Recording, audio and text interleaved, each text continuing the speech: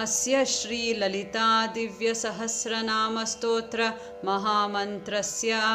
अस्य श्रीललिता दिव्यसहस्रनामस्तोत्र महामन्त्रस्य वशिन्यादिवाग्देवता ऋषयः वशिन्यादिवाग्देवता ऋषयः अनुष्टुप् छन्दः श्रीललिता महात्रिपुरसुन्दरी देवता श्रीललिता महात्रिपुरसुन्दरी देवता ऐं बीजम् क्लीं शक्तिः सौः कीलकम् मम धर्मार्थ काममोक्षचतुर्विध फलप्रसादसिद्ध्यर्थे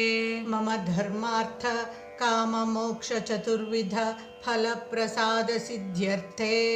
श्रीललिता महात्रिपुरसुन्दरी सहस्रनामपारायण जपे विनियोगः श्रीललिता महात्रिपुरसुन्दरी सहस्रनामपारायण जपे विनियोगः अथ ध्यानम् सिन्धूरारुणविग्रहां त्रिनयनां माणिक्यमौलिस्फुरत्तारानायकशेखरां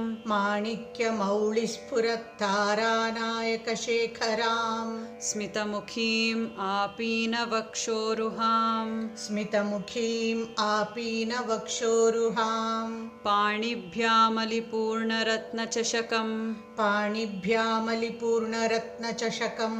रक्तोत्पलं बिभ्रतीं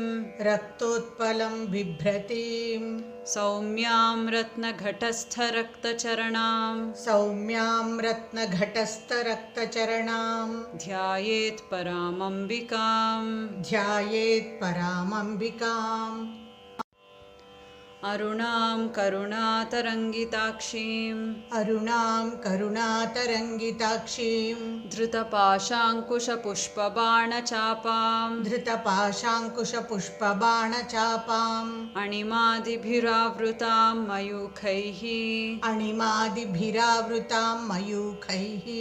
अहमित्येव विभावये भवानीम्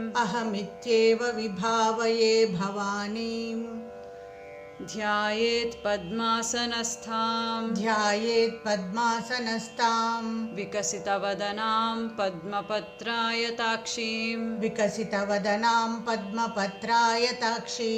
हेमाभां पीतवस्त्रां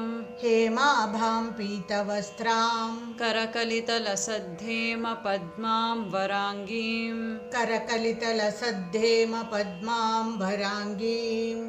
सर्वालङ्कारयुक्तां सततमभयदां भक्तनम्रां भवानीं श्रीविद्याशान्तमूर्तिं सकलसुरनुतां सर्वसम्पत्प्रदात्रीं